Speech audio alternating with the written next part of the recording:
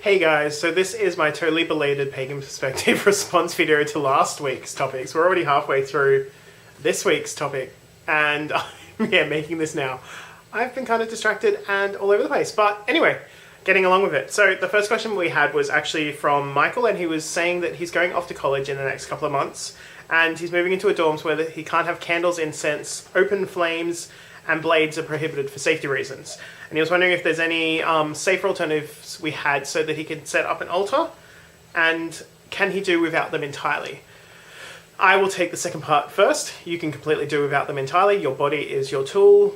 Essentially use it for whatever you need. If you simple representations like can be blade, wand, chalice, and then I don't know how you would make a pentacle somehow.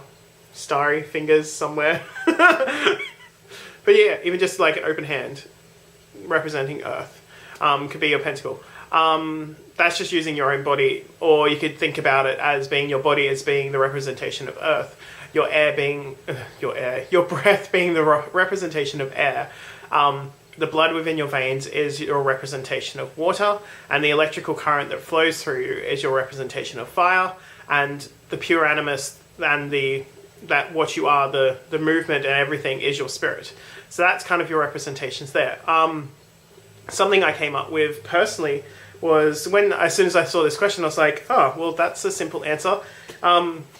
Most witches carry around the tarot deck, and I know I personally carry around anyway. One, your god and goddess, the emperor and the empress cards, represent masculine and feminine. So you can use them as your divine representations if you work with just general god and goddess, or if you have particular deity you work with, there may be other cards within the major arcana that associates with them. Like for me personally, I might use something like the wheel for Hecate because it's that cycle and change, or it might be the Hanged Man for a change of perspective, or it could also be Death card. But then for me also I work with Eros, so Eros immediately for me is the Lover's card. And then for your elemental representations, the 4 aces, so representing the chalice, the sword, the wand, and the pentacle, so earth, air, fire, and water. Easy way to do that. Doesn't take off a lot of space, you can easily put it away. You can use your oracle deck oracle or tarot deck whenever you want. It's a lot easier that way, I found. But yeah, I think that's an easy way to do it. And if you, like, for me personally, I like having incense and ritual. An alternative I have heard of is liquid smudge, which essentially is, it might be like sage water or rose water or something like that, that contains the essence of that flower or that herb, and you can still use it to cleanse and purify a space. So that's the only other alternative, I think, for scents with that. Second question we had was from Zombie Duck K. And they were saying that their aunt recently went to a naturopath and was told to remove her tongue ring because it was interfering with her head chakra, I believe. I was just flowing to the energy flow in her head. Okay, and then your question was more asking about, because you want to get tattoos and piercings when you're older, will it affect the energy flow within your body, and does the placement mean anything, and can it also modify energy flow? I can't see it. Where is it? There. I'm tattooed. I have 2 tattoos. I've got the one on my arm, which is my Gemini one, representing myself, my grandmother, my great-grandmother, my father. It's on my left arm for the specific reason is that like the veins and everything in there connects to the heart, and it's also a representation of my blood, where I come from. I have a bear paw that is on my left calf.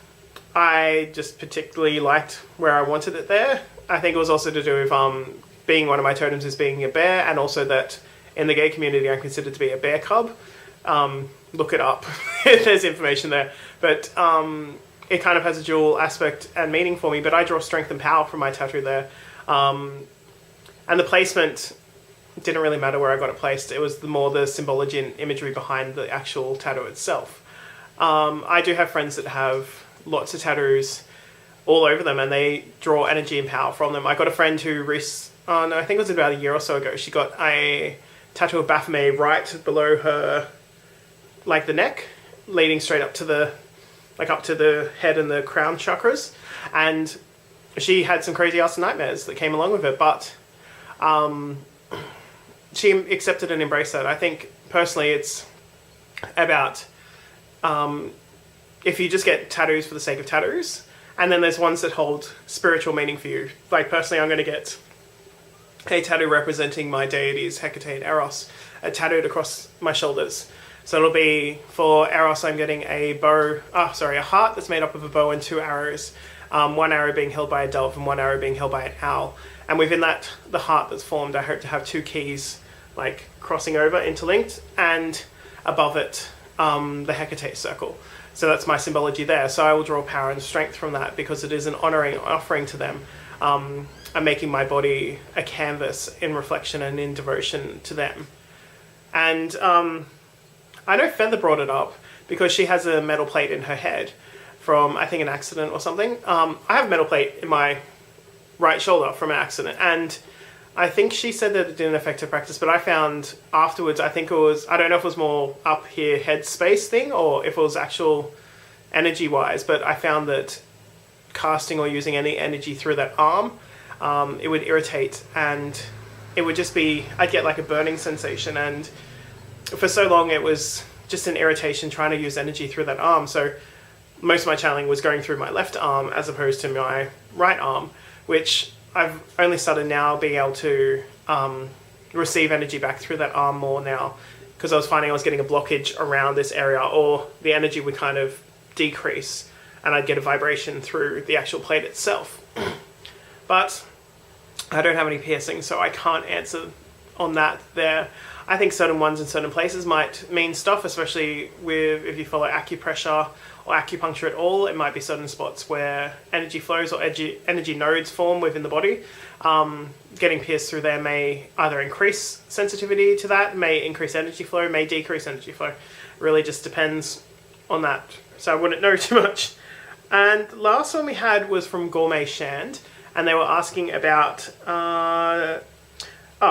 she has 2 cat kids and was wondering about them going into ritual space, and just finding that they'll distract her if she keeps them out of ritual space.